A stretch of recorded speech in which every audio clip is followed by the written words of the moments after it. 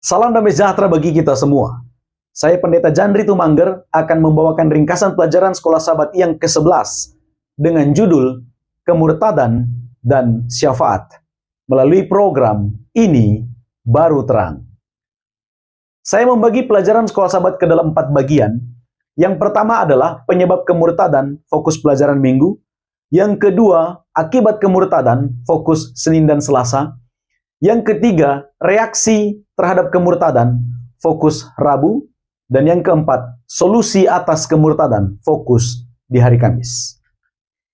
Pada pelajaran ini kita melihat bahwasanya hanya 40 hari Musa meninggalkan perkemahan bangsa Israel, situasi itu berubah menjadi kemurtadan besar karena mereka memilih untuk menyembah patung anak lembu emas. Akan tetapi dalam kemarahan Tuhan yang maha besar, Musa tampil sebagai pengantara dan itu melambangkan Yesus Kristus. Dan pada pelajaran minggu ini kita akan melihat akibat dari kelemahan manusia dan juga kesabaran dan kasih Tuhan yang dapat memulihkan keadaan. Mari kita masuk ke bagian pertama, penyebab kemurtadan, fokus pelajaran di hari Minggu. Penyebab kemurtadannya adalah tidak ada pemimpin ketika itu karena Musa sementara berada di Gunung Sinai. Lalu bangsa itu menginginkan Tuhan yang kelihatan. Lalu bangsa itu bingung, tidak sabar dan juga mereka takut.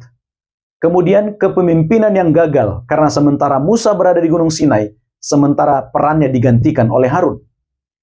Harun tidak melarang melainkan mengajak bangsa itu untuk menuruti apa yang mereka minta. Harun juga turut dalam pembuatan ilah palsu apa yang diminta oleh bangsa Israel.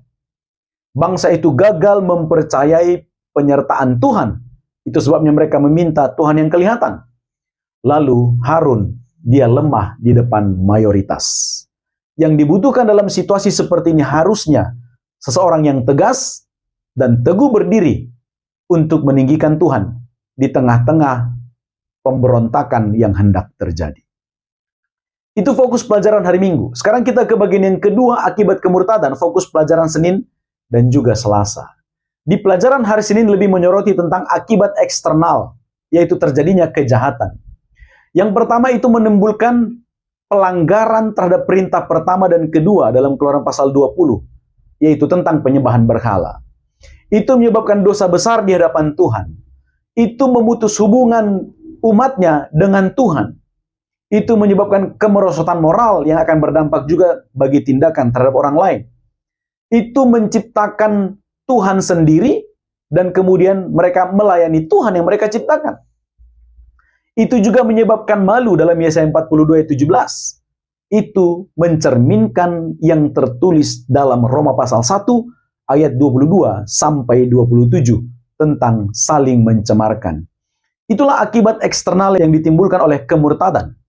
Sekarang kita ke hari Selasa. Akibat kemurtadan itu lebih bersifat internal dalam pelajaran hari Selasa. Itu merusak diri. Itu membuat mereka menyangkal perbuatan Tuhan yang mereka alami secara pribadi selama dalam perjalanan keluar dari Mesir. Itu membuat pemikiran dan perasaan mereka rusak. Itu memicu terjadinya dosa dan kehancuran yang lain.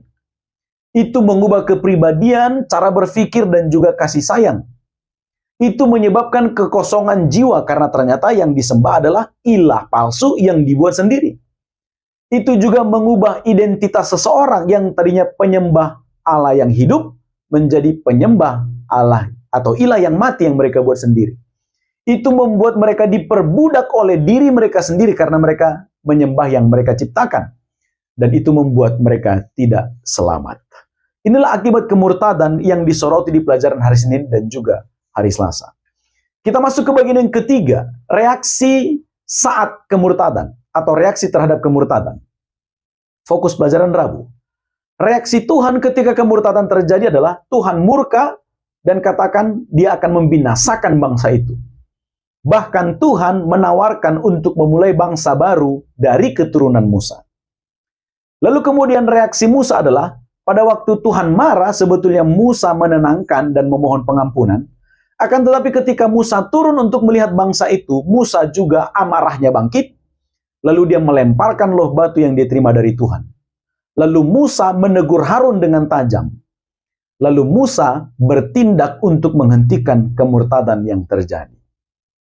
Lalu reaksi Harun adalah, Harun mencoba membenarkan pelanggarannya ketika Musa menegurnya. Harun menyalahkan orang lain, yaitu menyalahkan bangsa itu. Dan kemudian Harun juga berbohong dengan mengatakan, pada waktu dia melemparkan perhiasan itu ke dalam api, maka keluarlah patung itu. Kita lihat bahwasanya penyembahan terhadap berhala menimbulkan dosa dan kerusakan-kerusakan yang lain. Dalam hal ini, Harun menjadi berbohong. Itu fokus untuk pelajaran di hari Rabu. Sekarang kita masuk ke bagian yang keempat, solusi atas kemurtadan di pelajaran hari Kamis. Yang pertama solusinya adalah, setiap orang harus sadar dan mengakui. Hal ini tersirat dalam Keluaran pasal 32 ayat 30. Pada waktu Musa katakan, kamu telah berbuat dosa yang besar, dan aku akan naik menghadap Tuhan untuk memohon pengampunan. Dan bangsa itu tidak menyangkal situasi itu. Lalu kemudian yang kedua, solusinya adalah peran pengantaraan. Musa memohon agar bangsa itu diampuni. Jika Tuhan tidak mengampuni, Musa katakan, lebih baik hapus saja namaku dari kitab yang engkau tulis. Sesungguhnya Musa sedang menggambarkan tipe Kristus, karena dia juga memohon atau berdoa syafaat bagi orang lain. Dan dia rela mengorbankan dirinya. Lalu kemudian solusi puncak yang ketiga adalah melalui penebusan. Bahwa ada pengganti yang akan menanggung. Apa yang Musa katakan dalam Keluaran 32 ayat 32 bahwasanya kiranya engkau mengampuni dosa mereka. Sesungguhnya Musa sedang merujuk kepada pengorbanan yang akan Yesus lakukan yang menanggung dosa manusia. Karena itu berhubungan dengan Yesaya pasal 53 ayat yang keempat, bahwasanya Tuhan menanggung akibat dari dosa-dosa kita. Dan apa yang Musa sampaikan itu sebagai bentuk atau cara tentang bagaimana Tuhan menyelamatkan. Namun bukan hanya itu, Musa juga sedang berbicara tentang bahwasanya yang menyelamatkan kita adalah Tuhan sendiri. Dan hal itu digenapi lewat kematian Kristus ribuan tahun kemudian sejak saat itu, yang menebus kita dari akibat dosa. Inilah fokus pelajaran kita sepanjang minggu ini. Semoga menolong Anda untuk memahami kemana arah pelajaran ini. Dan saya tetap mengingatkan kita untuk belajar secara pribadi, membuka buku pelajaran, membuka Alkitab, sehingga kita akan mendapat berkat rohani lewat pelajaran Sekolah Sabat. Terima kasih, Tuhan memberkati.